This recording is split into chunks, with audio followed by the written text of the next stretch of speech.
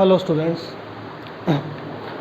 आज का जो हमारा टॉपिक रहेगा, हमने ऑलरेडी डाल्टन एटॉमिक थ्योरी और डिस्कवरी ऑफ सब एटॉमिक पार्टिकल्स के बारे में स्टडी कर लिया। तो आज हम कुछ इंपॉर्टेंट डेफिनेशंस के बारे में स्टडी करेंगे। तो जो हमारा चैप्टर है, चैप्टर नंबर 2 कंटिन्यू कर रहे हैं हम। और क्या पढ़ेंगे आज? कुछ इम्पॉर्टेंट डेफिनेशंस को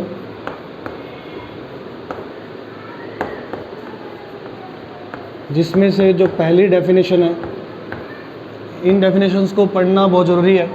तो सबसे पहले अब हम बेसिक से स्टार्ट करते हैं कि एटॉमिक नंबर क्या होता है। एटॉमिक नंबर को हम लिखते हैं किससे? Z से। किसी भी एलिमेंट के एटॉमिक नंबर को Z से लिखा जाता है, और Z जो है वो हमेशा इक्वल रहता है। किसके इक्वल रहता है? नंबर ऑफ प्रोटॉन्स के। नंबर ऑफ प्रोटॉन्स के ओनली। अगर कोई न्यूट्रल एटम है, पहले सुन ले, अभी बताता हूँ मैं आपको। अगर कोई न्यूट्रल एटम है तो हमेशा जो न्यूट्रल एटम का एटॉमिक नंबर होगा वो number of protons as well as number of electrons के भी इक्वल होगा। मतलब जितना ही उसका एटॉमिक नंबर है उतने ही प्रोटॉन उतने ही प्रोटॉन है, उतने ही इलेक्ट्रॉन है। लेकिन अगर मैं कोई चार्ज, अगर किसी एटम पे चार्ज है, अगर किसी एटम पे क्या है? चार्ज। अगर कोई एटम चार्ज कैरी करता है तो आप ऐसे लिख सकते हैं, अगर कोई एटम क्या कैरी करता है? Atom carry charge. तो उसके मुझे निकालने क्या है? अगर उसका मैं एटॉमिक नंबर देखूं तो एटॉमिक नंबर तो हमेशा नंबर ऑफ प्रोटॉन के इक्वल रहेगा। लेकिन अब इलेक्ट्रॉन जो है वो एटॉमिक नंबर के इक्वल नहीं होंगे। मैं किसकी बात कर रहा हूँ? किसी भी एटम, ऐसे एटम की जो क्या कैरी कर रहा है? चार्ज। चाहे वो पॉजिटिव हो चाहे वो नेगेटिव हो। मुझे क्या निकालने हैं? मुझे निकालने हैं नंबर ऑफ़ इलेक्ट्रॉन्स। और इलेक्ट्रॉन्स कैसे निकालूंगा? अगर मैं एटॉमिक नंबर में से माइनस कर दूं, माइनस क्या कर दूं? वो चार्ज जो एटम कैरी करके बैठा हुआ है, चार्ज ऑफ एटम, उससे क्या निकलते हैं? Number of electrons. तो ये मेरा कंसेप्ट है, और इसको मैं अभी आपको एग्जांपल देके समझाता हूँ। उससे पहले आप एक और डेफिनेशन को पढ़े। उसका नाम है एटॉमिक मास। एटॉमिक मास बच्चों क्या होता है? एटॉमिक मास को हम रिप्रेजेंट करते हैं A से। और किसी भी एलिमेंट के एटॉमिक मास को का मतलब होता है कि सम ऑफ प्रोटॉन्स प्लस न्यूट्रॉन्स। मतलब न्यूट्रॉन और प्रोटॉन के सम को बोलते हैं एटॉमिक मास। क्लियर है?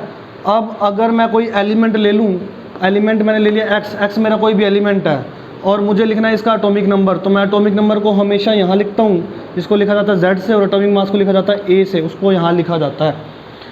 तो ये न्यूट्रल एटम है। ये क्या है? कोई न्यूट्रल एटम। और इसका मैंने एग्जांपल ले लिया, मैंने लेट कर लिया कि x की जगह कौन है? कैल्शियम। और कैल्शियम का एटॉमिक नंबर जो है वो है 20, और एटॉमिक मास कितना है? 40। तो मैंने आपको पहले बताया था, अगर कोई न्यूट्रल एटम है तो एटॉमिक नंबर को Z से लिखते हैं, और Z की वैल्यू कितनी है? 20। इसका मतलब Z की वैल्यू तो मेरे पास 20 है ही है। और मैंने आपको बताया था न्यूट्रल एटम के लिए जितना एटॉमिक नंबर है उतने ही नंबर ऑफ प्रोटॉन होंगे और उतने ही नंबर ऑफ इलेक्ट्रॉन्स होंगे। तो नंबर ऑफ प्रोटॉन्स और नंबर ऑफ इलेक्ट्रॉन्स हमेशा न्यूट्रल एटम के एटॉमिक नंबर के इक्वल हैं। तो अगर Z की वैल्यू 20 है तो इलेक्ट्रॉन भी कितने हुए? इलेक्ट्रॉन भी हुए 20, और प्रोटॉन भी कितने हुए? प्रोटॉन भी हुए कितने? 20। लेकिन मुझे निकालना क्या है? मुझे निकालना है न्यूट्रॉन्स। न्यूट्रॉन्स कैसे निकलेंगे? देखें, क्या ये एटॉमिक मास है? एटॉमिक मास को A से लिखता हूँ। अगर मैं एटॉमिक मास को लिखता हूँ A से, तो A का फॉर्मूला क्या हो गया? सम किसका? प्रोटॉन का और न्यूट्रॉन का। ये किसका फॉर्मूला हो गया? एटॉमिक मास का फॉर्मूला हो गया। अब देखें, ये एटॉमिक मास को ऊपर लिखा जाता है। एटॉमिक मास की वैल्यू है 40। तो अगर A की वैल्यू 40 है तो एटॉमिक मास किसके इक्वल है? प्रोटॉन प्लस न्यूट्रॉन के। तो 40 plus proton plus neutron, N का मतलब है यहाँ पर न्यूट्रॉन। प्रोटॉन मेरे पास 20 है, तो 20 जब इधर आएगा, ये 20 है, प्लस का 20 इधर आके माइनस का 20 हो जाएगा। तो नंबर ऑफ न्यूट्रॉन्स कितने निकलेंगे? न्यूट्रॉन्स भी मेरे निकलेंगे, N की वैल्यू भी मेरी कितनी आएगी? 20 ही आएगी। तो ये न्यूट्रल एटम के लिए हम इस तरह से इलेक्ट्रॉन्स, प्रोटॉन और न्यूट्रॉन्स की वैल्यू को निकाल लेते हैं। अगर मैं इसके अलावा कोई और एग्जांपल लूँ तो उसको ध्यान से देखिएगा। अगर मैं ले लेता हूँ इसका कैल्शियम की जगह, अब मैं ले लेता हूँ एक कोई और न्यूट्रल एटम, और वो न्यूट्रल एटम मैंने ले लिया सोडियम। तो सोडियम का एटॉमिक नंबर होता है 11 और एटॉमिक मास होता है 23। अगर एटॉमिक नंबर मतलब Z की वैल्यू 11 है तो न्यूट्रल है, उतने ही इलेक्ट्रॉन होंगे जितना एटॉमिक नंबर है, और उतने ही क्या होंगे, प्रोटॉन होंगे। एटॉमिक मास कितना है मेरे पास, A की वैल्यू कितनी है 23। और नंबर ऑफ न्यूट्रॉन्स कैसे निकलते हैं, एक बेसिक सा रूल है, एटॉमिक मास में से एटॉमिक नंबर माइनस कर दो तो नंबर ऑफ न्यूट्रॉन्स निकल जाएंगे। आप वो फॉर्मूला भी यूज़ कर सकते हो। A की वैल्यू 23 है, प्रोटॉन मेरे पास कितने गिवन है 11, 23 इधर है, 11 इधर है, 11 इधर आके माइनस का हो जाएगा 23 माइनस 11। या फिर आप ऐसे भी यूज़ कर सकते हैं, एटॉमिक मास में से एटॉमिक नंबर को माइनस कर दें तो 23 में से 11 को माइनस करोगे कितने नंबर ऑफ न्यूट्रॉन्स निकलेंगे 12। ये तो किसी न्यूट्रल एटम के लिए था, लेकिन मैंने आपको केस किसका बताया, ये केस बताया जिसमें एटम क्या कैरी कर रहा था, एटम कैरी कर रहा था चार्ज। तो अब इसके एग्जाम्पल सुने और इसको ध्यान से देखिएगा। अगर मैं कोई और एग्जांपल लूँ, एग्जांपल लिए मैंने कोई ऐसा एटम ले लिया, मैंने एटम ले लिया सोडियम, और सोडियम पे चार्ज है +1। तो ध्यान से देखिएगा, इसका एटॉमिक नंबर 11 है और दोबारा से एटॉमिक मास कितना है 23। अगर एटॉमिक नंबर 11 है तो Z की वैल्यू तो 11 ही होगी। और मैंने आपको बताया था अगर कोई एटम कैरी कर रहा है चार्ज तो Z की वैल्यू, Z किसके इक्वल होगा, नंबर ऑफ प्रोटॉन के। अगर 11 एटॉमिक नंबर है तो प्रोटॉन भी कितने हो गए, प्रोटॉन भी कितने हो गए 11। लेकिन इलेक्ट्रॉन निकालने का फॉर्मूला क्या था, इलेक्ट्रॉन निकालने का फॉर्मूला था कि हम एटॉमिक नंबर क्या 11, एटॉमिक नंबर में से माइनस कर दे, क्या माइनस कर दे, चार्ज जो एटम कैरी करके बैठा हुआ है। एटम ने क्या चार्ज कैरी करा हुआ है +1, तो मतलब मैं क्या माइनस कर दूँ इसमें से +1। तो जब 11 में से माइनस करूँगा 1 तो कितना आएगा, इलेक्ट्रॉन की वैल्यू कितनी आएगी 10। तो मेरे पास कितने इलेक्ट्रॉन आ गए, 10 इलेक्ट्रॉन आ गए। और अगर न्यूट्रॉन्स निकालने हैं तो न्यूट्रॉन्स का फॉर्मूला हमेशा सेम रहेगा, 23 में से 11 माइनस करें तो न्यूट्रॉन्स कितना आएंगे 12। एक और एग्जांपल देखें, अगर मैं लेता हूँ क्लोरीन, क्लोरीन में चार्ज है मेरा -1, क्लोरीन का एटॉमिक नंबर होता है 17 और मैंने इसका एटॉमिक मास 35 ले लिया। अगर एटॉमिक नंबर 17 है तो Z की वैल्यू तो 17 होगी, प्रोटॉन भी कितने हो गए, प्रोटॉन भी 17 हो गए, और इलेक्ट्रॉन निकालने हैं। लेकिन यहाँ पर क्या है चार्ज। अब इलेक्ट्रॉन कैसे निकालेंगे, दोबारा से देखें, इलेक्ट्रॉन निकालने का फॉर्मूला क्या है, इलेक्ट्रॉन निकालने का फॉर्मूला है एटॉमिक नंबर में से क्या माइनस कर दे, एटॉमिक नंबर में से माइनस कर they charge of atom. Charge कितना एटम पे -1, तो -1 ले लिया मैंने यहाँ पे। 17 माइनस माइनस प्लस हो गया, तो 17 + 1 कितना हो गया 18। तो नंबर ऑफ इलेक्ट्रॉन्स कितने हुए 18। अगर मुझे नंबर ऑफ न्यूट्रॉन्स निकालने हैं तो वो कैसे निकलेंगे, 35 में से क्या माइनस कर दो, 35 में से माइनस कर दो 17, मतलब एटॉमिक मास में से एटॉमिक नंबर को माइनस कर दो तो कितना आएगा 18। तो इस तरह से इलेक्ट्रॉन्स, प्रोटॉन और न्यूट्रॉन्स निकालते हैं। एक दूसरा बेसिक सा रूल और देख लो, अगर किसी एटम पे पॉजिटिव चार्ज है तो वो अपने इलेक्ट्रॉन को लूज़ करता है, जितना पॉजिटिव चार्ज है उतने ही इलेक्ट्रॉन लूज़ करता है। और अगर किसी एटम पे नेगेटिव चार्ज है तो वो उतने ही इलेक्ट्रॉन गेन करता है जितना उसके ऊपर नेगेटिव चार्ज होता है। तो ये बच्चे रूल होता है, इसको आपको अच्छे से समझना है। तो इस टॉपिक को कराने के बाद हम नेक्स्ट टॉपिक की तरफ बढ़ते हैं। कुछ और इंपॉर्टेंट डेफिनेशन है जिसको आपने पढ़ना है। और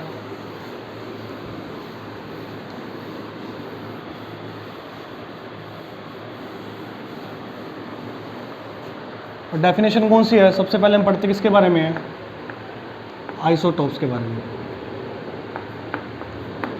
आइसोटोप ऐसे एटम है किसी भी एलिमेंट के जिनका एटॉमिक नंबर, Z क्या होता है एटॉमिक नंबर क्या होता है सेम, एटॉमिक नंबर क्या होता है सेम, लेकिन जो एटॉमिक मास होता है वो हमेशा क्या होता है, एटॉमिक मास क्या होता है डिफरेंट। ऐसे एटम जिनका एटॉमिक नंबर सेम हो, एटॉमिक मास डिफरेंट हो, उन्हें बोलते हैं आइसोटोप। एग्जांपल सुनिए, ध्यान से देखिए एग्जांपल इसका। एटॉमिक नंबर रखना है सेम, तो कार्बन है, कार्बन का एटॉमिक नंबर 6 होता है, एटॉमिक मास कितना होता है 12। अब कार्बन का एक आइसोटोप ये भी होता है, एटॉमिक नंबर 6 और एटॉमिक मास कितना है 13।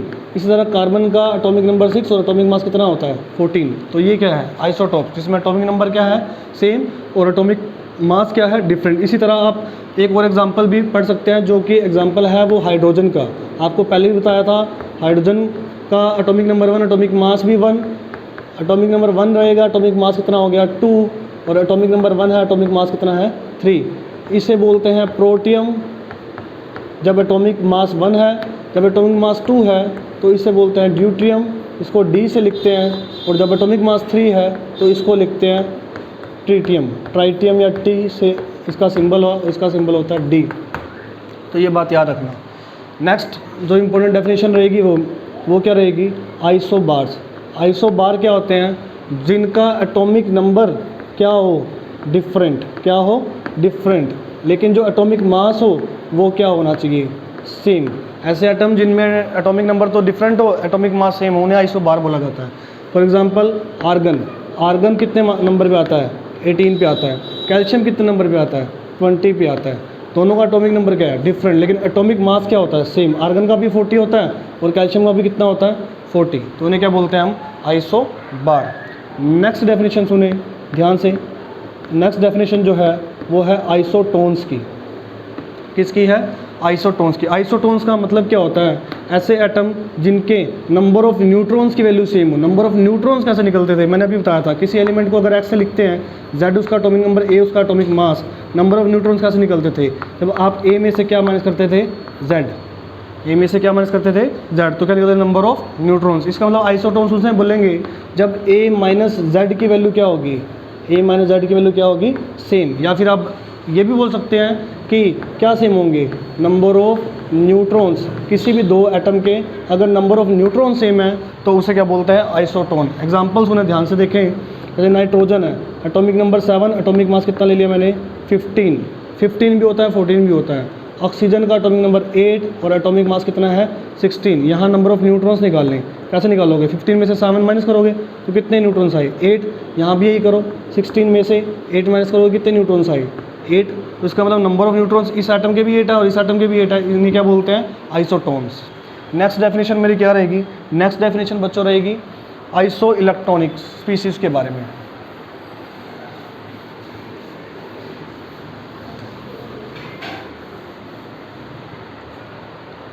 किसके बारे में नेक्स्ट डेफिनेशन मेरी रहेगी, आइसो इलेक्ट्रॉनिक स्पीसीज़ क्या होते हैं। आइसो इलेक्ट्रॉनिक स्पीसीज़ क्या होते हैं, उन्हें बोलते हैं जिसके नंबर ऑफ, उन एटम्स को बोलते हैं जिनके नंबर ऑफ इलेक्ट्रॉन्स क्या होंगे, नंबर ऑफ इलेक्ट्रॉन्स क्या होंगे, इक्वल होंगे या सेम होंगे।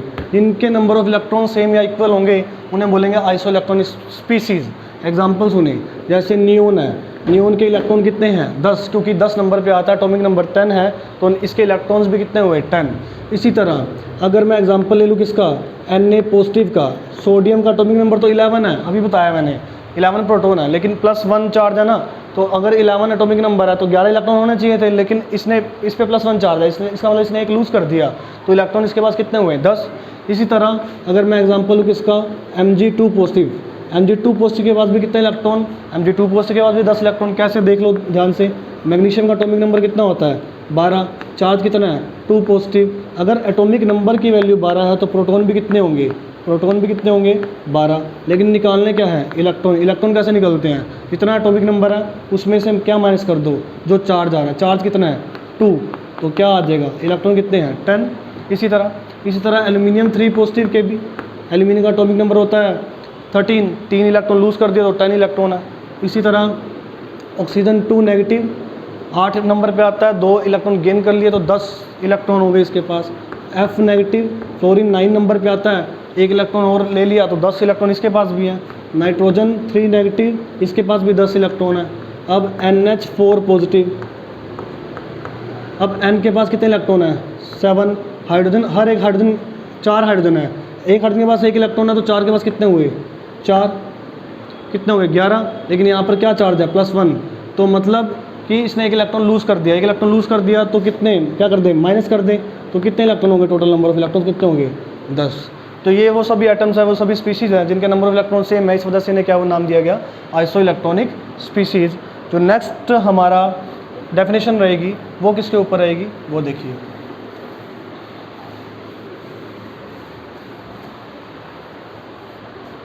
नेक्स्ट डेफिनेशन रहेगी आइसोस्टर्स। आइसोस्टर्स किसे बोलते हैं, जिसके क्या हो, सेम नंबर ऑफ, क्या होने चाहिए, एटम्स भी सेम, 2 मॉलिक्यूल हैं उसके से अगर सेम नंबर ऑफ एटम्स हैं, और क्या होना चाहिए, सेम नंबर किसका होना चाहिए, ऑफ इलेक्ट्रॉन्स। अगर इलेक्ट्रॉन भी सेम है, नंबर ऑफ एटम भी सेम है, उन्हें बोलते हैं आइसोस्टर्स। जैसे for example N2O nitrous oxide, N2O का नाम क्या है, नाइट्रस ऑक्साइड। CO2 इसका नाम क्या है, कार्बन डाई ऑक्साइड। N2O के नंबर ऑफ एटम देखो, टोटल नंबर ऑफ एटम कितने हैं, N कितने हैं, 2, ऑक्सीजन के कितना है, 1, तो टोटल नंबर ऑफ एटम कितने हुए इसमें, टोटल नंबर ऑफ एटम कितने हुए इसमें 3। अब कार्बन का 1 एटम, ऑक्सीजन के कितने एटम है, इसमें टोटल नंबर ऑफ एटम कितने हुए 3। इसका मतलब एटम तो सेम हुए। अब इलेक्ट्रॉन देखते हैं। अब N2O में इलेक्ट्रॉन देखो, नाइट्रोजन कितने हैं 2, एक नाइट्रोजन के पास 7 इलेक्ट्रॉन, तो 2 के पास कितने हुए 2 × 7। आगे चलो प्लस ऑक्सीजन का एटॉमिक नंबर होता है 8, तो इसके पास इलेक्ट्रॉन भी 8 हुए, 2 × 7 14, 14 और 8 कितना हो गया 22। अब इधर आ जाओ, कार्बन का कार्बन का एटॉमिक नंबर कितना होता है 6, तो 6 इलेक्ट्रॉन। ऑक्सीजन कितने हैं 2, ऑक्सीजन का एटॉमिक नंबर कितना होता है 8, तो 2 × 8 16, 16 और 6 कितना हुआ 22। तो टोटल नंबर ऑफ इलेक्ट्रॉन 22। इधर भी कितने 22 एटम, किधर इतने N2O के 3 एटम, इधर भी CO2 के कितने एटम 3 एटम। तो नंबर ऑफ एटम भी सेम है, नंबर ऑफ इलेक्ट्रॉन भी सेम है। इन्हें क्या बोलते हैं आइसोस्टर्स। आइसोस्टर्स को पढ़ने के बाद अब हम पढ़ेंगे आइसोडायोफर्स। क्या पढ़ेंगे आइसोडायोफर्स। नेक्स्ट जो डेफिनेशन रहेगी मेरी वो रहेगी आइसोडायोफर्स। क्या होता है आइसोडायोफर्स, जिसमें ये एटम्स होते हैं, किसके एटम्स, डिफरेंट एलिमेंट्स के, डिफरेंट एलिमेंट के एटम्स जो है उनके प्रोटॉन और प्रोटॉन में से अगर न्यूट्रॉन माइनस करें, ये वैल्यू क्या होनी चाहिए उन एटम्स की, सेम होनी चाहिए। उन्हें बोलते हैं आइसोडायोफर्स। फॉर एग्जांपल बोरोन है, एटॉमिक नंबर 5, और यहाँ पर मैं ले रहा हूँ नाइट्रोजन, एटॉमिक नंबर कितना ले लिया 7। अगर मैं इसका एटॉमिक मास लूँ 11 और इसका एटॉमिक मास ले लिया मैंने 15, देखते हैं अभी जितना एटॉमिक नंबर है उतना ही प्रोटॉन है। प्रोटॉन कितने हुए 5, जितना एटॉमिक नंबर उतने ही प्रोटॉन है। प्रोटॉन कितने हुए इसके 7। इसके न्यूट्रॉन कैसे निकलेंगे, इसके न्यूट्रॉन निकलेंगे 11 में से 5 माइनस करो, 11 में से जब 5 माइनस करो कितना आएगा 6। इसके न्यूट्रॉन्स कितने निकलेंगे, सॉरी यहाँ पर हमने प्रोटॉन माइनस न्यूट्रॉन्स नहीं, न्यूट्रॉन्स माइनस प्रोटॉन्स की वैल्यू क्या आनी चाहिए, सेम आनी चाहिए। यहाँ पर न्यूट्रॉन्स कितने निकलेंगे, 15 में से 7 माइनस करो 8, 15 में से 7 माइनस करो कितना आएगा 8। तो यहाँ न्यूट्रॉन माइनस प्रोटॉन, मतलब न्यूट्रॉन्स तो 6 है, प्रोटॉन कितने हैं 6 में से 5 माइनस करो 1। यहाँ पे न्यूट्रॉन्स माइनस प्रोटॉन, न्यूट्रॉन तो 8 है, प्रोटॉन कितने हैं 8 में से 7 माइनस करो कितना आएगा 1। जब नंबर ऑफ न्यूट्रॉन और माइनस न्यूट्रॉन में से अगर प्रोटॉन को माइनस करें वो डिफरेंस सेम आए जिन भी एटम्स का, उन्हें क्या बोलते हैं आइसोडायोफर्स। डिफरेंट एलिमेंट के एटम्स हैं। तो ये सब कुछ इंपॉर्टेंट डेफिनेशंस थी जो आपको पढ़नी थी। इसमें हमने क्या पढ़ा, एटॉमिक नंबर, एटॉमिक मास के बारे में, isotopes, isobar, isotones, isoelectronic species, isosteres, और क्या पढ़ा हमने आइसोडायोफर्स। अब इसको पढ़ने के बाद जो हमारा नेक्स्ट लेक्चर हो, नेक्स्ट जो टॉपिक है सॉरी, उसको टॉपिक का नाम क्या है एटॉमिक मॉडल। और एटॉमिक मॉडल में सबसे पहले हम किसको पढ़ते हैं, जे थॉमसन को,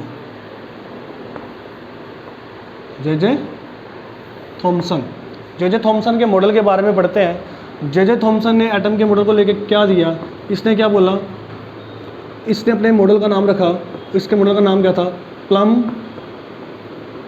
पडिंग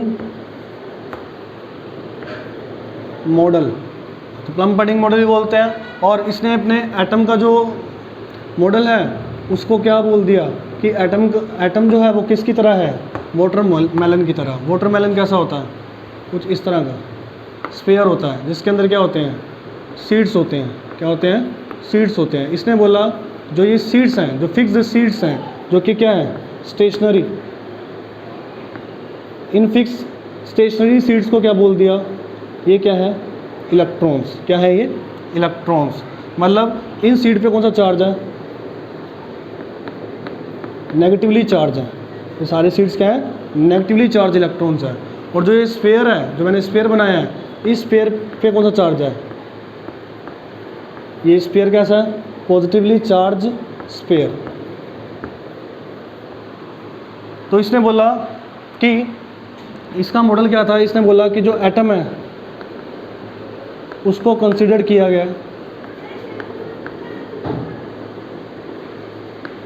एज होल न्यूट्रल,